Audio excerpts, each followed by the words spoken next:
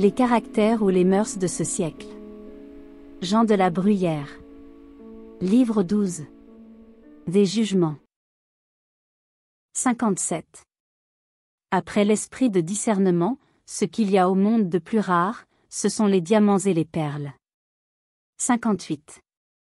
Tel, connu dans le monde par de grands talents honorés et chéri partout où il se trouve, est petit dans son domestique et aux yeux de ses proches, qu'il n'a pu réduire à l'estimer.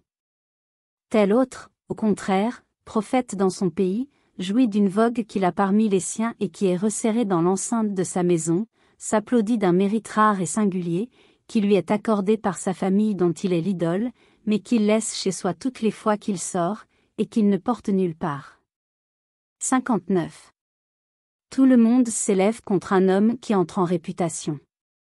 À peine ceux qu'il croit ses amis lui pardonnent-ils un mérite naissant et une première vogue qui semble l'associer à la gloire dont ils sont déjà en possession. L'on ne se rend qu'à l'extrémité, et après que le prince s'est déclaré par les récompenses. Tous alors se rapprochent de lui, et de ce jour-là seulement il prend son rang d'homme de mérite. 60. Nous affectons souvent de louer avec exagération des hommes assez médiocres, et de les élever, s'il se pouvait, jusqu'à la hauteur de ceux qui excellent, ou parce que nous sommes las d'admirer toujours les mêmes personnes, ou parce que leur gloire, ainsi partagée, offense moins notre vue, et nous devient plus douce et plus supportable. 61. L'on voit des hommes que le vent de la faveur pousse d'abord à pleine voile. Ils perdent en un moment la terre de vue, et font leur route. Tout leur rit, tout leur succède. Action, ouvrage, tout est comblé d'éloges et de récompenses. Ils ne se montrent que pour être embrassés et félicités. Il y a un rocher immobile qui s'élève sur une côte. Les flots se brisent aux pieds. La puissance, les richesses, la violence, la flatterie, l'autorité, la faveur, tous les vents ne l'ébranlent pas. C'est le public, où ces gens échouent. 62. Il est ordinaire et comme naturel de juger du travail d'autrui seulement par rapport à celui qui nous occupe. Ainsi le poète, rempli de grandes et sublimes idées, estime peu le discours de l'orateur, qui ne s'exerce souvent que sur de simples faits. Et celui qui écrit l'histoire de son pays ne peut comprendre qu'un esprit raisonnable emploie sa vie à imaginer des fictions et à trouver une rime. De même le bachelier plongé dans les 4 premiers siècles, traite toute autre doctrine de science triste, vaine et inutile, pendant qu'il est peut-être méprisé du géomètre. 63.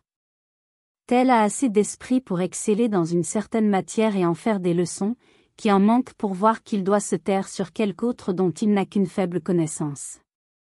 Il sort hardiment des limites de son génie, mais il s'égare, et fait que l'homme illustre parle comme un sot. 64. Érille, soit qu'il parle, qu'il harangue ou qu'il écrive, veut citer. Il fait dire aux princes des philosophes que le vin enivre, et à l'orateur romain que l'eau le tempère.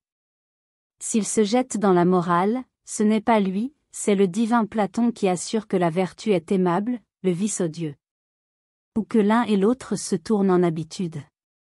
Les choses les plus communes, les plus triviales, et qu'il est même capable de penser, il veut les devoir aux anciens, aux latins, aux grecs. Ce n'est ni pour donner plus d'autorité à ce qu'il dit, ni peut-être pour se faire honneur de ce qu'il sait. Il veut citer. 65. C'est souvent hasarder un bon mot et vouloir le perdre que de le donner pour sien. Il n'est pas relevé, il tombe avec des gens d'esprit ou qui se croient tels, qui ne l'ont pas dit, et qui devaient le dire. C'est au contraire le faire valoir que de le rapporter comme d'un autre. Ce n'est qu'un fait, et qu'on ne se croit pas obligé de savoir. Il est dit avec plus d'insinuation et reçu avec moins de jalousie. Personne n'en souffre, on rit s'il faut rire, et s'il faut admirer, on admire. 66. On a dit de Socrate qu'il était en délire, et que c'était un fou tout plein d'esprit. Mais ceux des Grecs qui parlaient ainsi d'un homme si sage passaient pour fou. Ils disaient: quel bizarre portrait nous fait ce philosophe! Quelles mœurs étranges et particulières ne décrit-il point? Où a-t-il rêvé, creusé, rassemblé des idées si extraordinaires? Quelle couleur! Quel pinceau! Ce sont des chimères. Ils se trompaient. C'étaient des monstres, c'étaient des vices, mais pas au naturel. On croyait les voir, ils faisaient peur. Socrate s'éloignait du cynique. Il épargnait les personnes, et blâmait les mœurs qui étaient mauvaises. 67. Celui qui est riche par son savoir-faire connaît un philosophe, ses préceptes, sa morale et sa conduite, et n'imaginant pas dans tous les hommes une autre fin de toutes leurs actions que celle qu'il s'est proposée lui-même toute sa vie, dit en son cœur. Je le plains, je le tiens échoué, ce rigide censeur. Il s'égare, et il est hors de route. Ce n'est pas ainsi qu'on prend le vent et que l'on arrive au délicieux port de la fortune. Et selon ses principes il raisonne juste. Je pardonne, dit Antistius, à ceux que j'ai loués dans mon ouvrage s'ils m'oublient.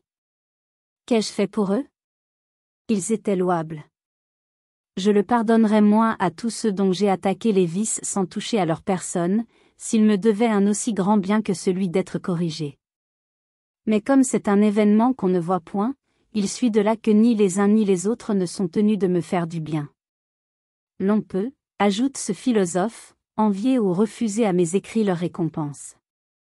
On ne saurait en diminuer la réputation? Et si on le fait, qui m'empêchera de le mépriser? 68. Il est bon d'être philosophe, il n'est guère utile de passer pour tel. Il n'est pas permis de traiter quelqu'un de philosophe.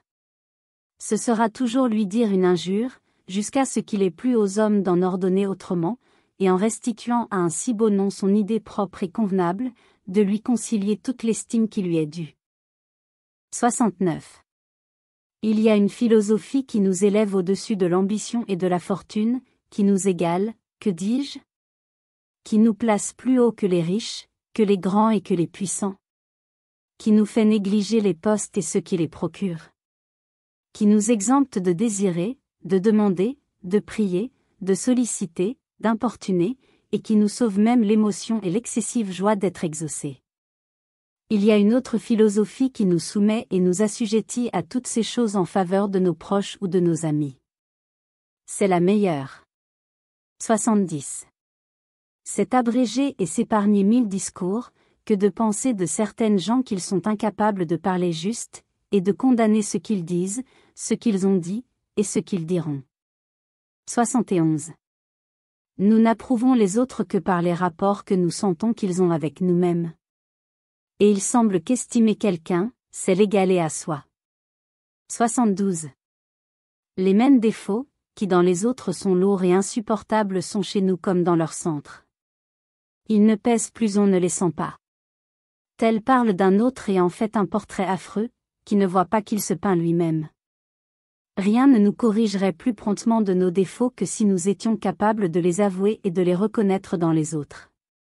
C'est dans cette juste distance que, nous paraissant tels qu'ils sont, ils se feraient haïr autant qu'ils le méritent. 73. La sage conduite roule sur deux pivots, le passé et l'avenir. Celui qui a la mémoire fidèle et une grande prévoyance est hors du péril de censurer dans les autres ce qu'il a peut-être fait lui-même, ou de condamner une action dans un pareil cas, et dans toutes les circonstances où elle lui sera un jour inévitable. 74. Le guerrier et le politique, non plus que le joueur habile, ne font pas le hasard, mais ils le préparent, ils l'attirent, et semblent presque le déterminer. Non seulement ils savent ce que le sot et le poltron ignorent, je veux dire se servir du hasard quand il arrive.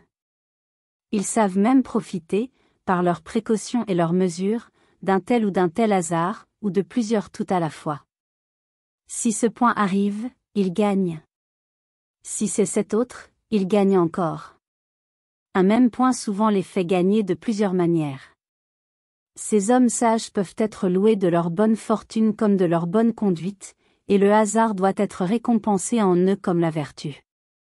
75. Je ne mets au-dessus d'un grand politique que celui qui néglige de le devenir, et qui se persuade de plus en plus que le monde ne mérite point qu'on s'en occupe. 76. Il y a dans les meilleurs conseils de quoi déplaire. Ils viennent d'ailleurs que de notre esprit. C'est assez pour être rejeté d'abord par présomption et par humeur, et suivi seulement par nécessité ou par réflexion. 77. Quel bonheur surprenant a accompagné ce favori pendant tout le cours de sa vie, quelle autre fortune mieux soutenue, sans interruption, sans la moindre disgrâce? Les premiers postes, l'oreille du prince, d'immenses trésors, une santé parfaite, et une mort douce. Mais quel étrange compte à rendre d'une vie passée dans la faveur, des conseils que l'on a donnés, de ceux qu'on a négligé de donner ou de suivre, des biens que l'on n'a point faits, des maux au contraire que l'on a faits ou par soi-même ou par les autres. En un mot, de toute sa prospérité. Merci d'avoir écouté cette vidéo. Si cette vidéo vous a plu, vous pouvez vous abonner gratuitement à la chaîne Coin Livre Audio. N'oubliez pas de liker avec le pouce vers le haut. Vous pouvez aussi me laisser un commentaire. À bientôt.